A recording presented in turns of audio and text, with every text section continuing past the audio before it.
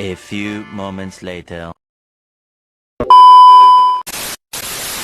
Assalamualaikum warahmatullahi wabarakatuh.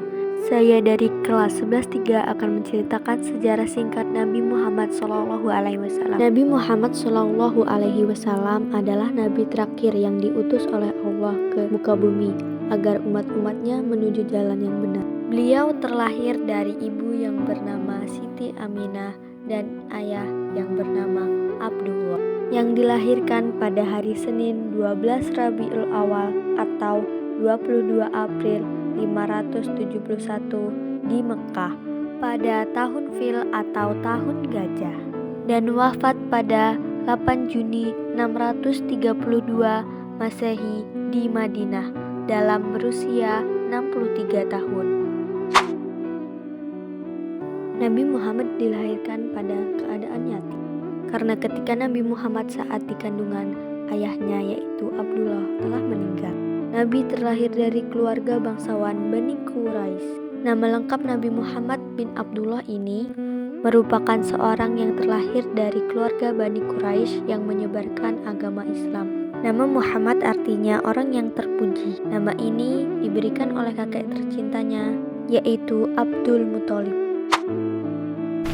Sebelum kelahiran Nabi Muhammad, ada hal yang jauh berbeda dibandingkan pasca kelahiran Nabi Muhammad, yang ditandai dengan peristiwa luar biasa saat itu, masa jahiliyah. Zaman jahiliyah adalah zaman kebodohan, yaitu sebelum kelahiran Nabi, di mana umat Nabi itu terbiasa menyembah patung-patung berhala. Mereka terbiasa juga dengan mabuk-mabukan, main judi, maksiat, dan merendahkan derajat kaum wanita. Hidupnya berpindah-pindah dan terpecah-pecahkan beberapa suku yang disebut dengan kabilah. Hidup yang berkebebasan dan tidak mempunyai aturan dalam bermasyarakat, sehingga pada zaman itu hidupnya sangat kacau.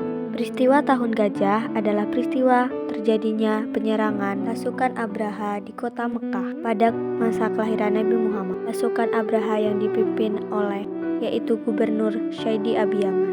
Pasukan yang dipimpin ini hendak menghancurkan Ka'bah karena bangsa Quraisy akan semakin terhormat dan pada setiap tahunnya akan selalu ada umat yang melakukan ibadah haji. Ini yang membuat Abraha untuk membelokkan manusia untuk tidak masuk ke Mekah, lalu mendirikan gereja besar yang bernama Al-Qules. Namun usahanya itu tidak berhasil karena tidak seorang pun yang masuk ke gereja Al-Qules. Abraha sangat marah besar, akhirnya mengerahkan tentara gajah untuk menyerang Ka'bah. Di dekat Mekah, mereka merampas harta-harta milik rakyat. Ketika Ka'bah hendak dihancurkan, Allah Subhanahu wa Ta'ala mengirim burung ababil yang membawa kerikil sijil dengan paruhnya. Kerikil-kerikil itu tepat dijatuhkan mengenai kepala masing-masing pasukan bergajah itu dan tembus ke badan mereka sampai mati. Peristiwa ini diabadikan dalam surat Al-Fil ayat 1-5. Pasukan ini hancur lebur mendapat azab dari Allah Subhanahu wa Ta'ala. Kemudian lahirlah seorang nabi akhir zaman yang bernama Nabi Muhammad SAW dari pasangan Abdullah dan Siti Aminah. Peristiwa ini yang menandai tahun lahirnya Muhammad yang disebut Tahun Gajah. Masa kecil Nabi Muhammad diberikan seperti manusia biasa, padahal beliau sangat dimuliakan oleh Allah Subhanahu wa Ta'ala. Bahkan sejak di kandungan pun beliau sudah ditinggalkan oleh ayahnya. Beliau terlahir dalam keadaan yatim dan pada saat 6 tahun beliau ditinggal oleh ibunya, sehingga beliau menjadi seorang yatim piatu yang dialami oleh manusia pada umumnya. Dan di usia 8 tahun beliau ditinggal oleh kakeknya Abdul Muthalib. Kehidupan yang beliau jalani dapat dianut oleh seluruh umat manusia. Nabi Muhammad disusui oleh Suaibah pada 3 hari dan oleh kakeknya disusukan kepada Halimatus Saidiyah dan diasuh sampai umur 6 tahun. Pada usia 5 bulan beliau sudah bisa berjalan dan pada usia 9 bulan beliau sudah bisa berbicara. Pada semasa kecilnya beliau juga mengembalakan kambing. Abu Thalib, teman Nabi, mengajak berdagang. Ketika usianya 12 tahun ke negeri Syam, beliau diasuh pamannya setelah ditinggal wafat kakeknya, serta mengasuh dan mengajar Nabi sampai berusia 40 tahun. Dibelahnya dada Nabi Muhammad oleh malaikat Jibril dalam usia 4 tahun dan dicuci oleh malaikat Jibril hatinya dan dikembalikan lagi ke tubuhnya dalam keadaan sehat. Nabi Muhammad SAW menerima wahyu untuk mengajak dan mengajarkan umat Islam. Rasulullah SAW menerima wahyu untuk menyampaikan dan menyiarkan agama Islam dan mengajak umat manusia untuk menyembah Allah Subhanahu wa Ta'ala. Beliau melakukan dakwahnya secara sembunyi-sembunyi. Adapun yang masuk pertama kali ke Islam yaitu as-sabuna awal, yaitu keluarga dan para sahabatnya, yakni istrinya Siti Khadijah, sahabatnya Ali bin Abi Thalib, Abu Bakar As-Siddiq, anak angkatnya Syai bin Arifah, Utsman bin Affan, Zubair, dan masih banyak lagi. Selama 3 tahun lamanya, Rasulullah SAW berdakwah secara sembunyi-sembunyi dari satu rumah ke rumah lainnya.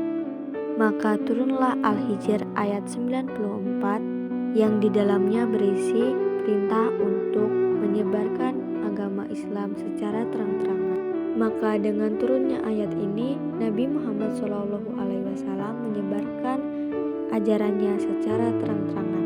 Tanggapan orang Quraisy saat itu sangatlah marah dan melarang ajaran agama Islam yang dibawa oleh Nabi.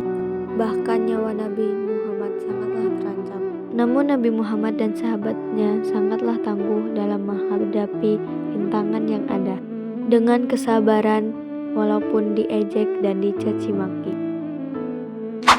Pada masa kerasulan Nabi Muhammad SAW pada tahun ke-10, pada saat Rambul Husni, yaitu tahun duka cita, yaitu pamannya Abu Thalib dan istrinya Siti Khadijah, serta umat Islam pada zaman itu sangat sengsara.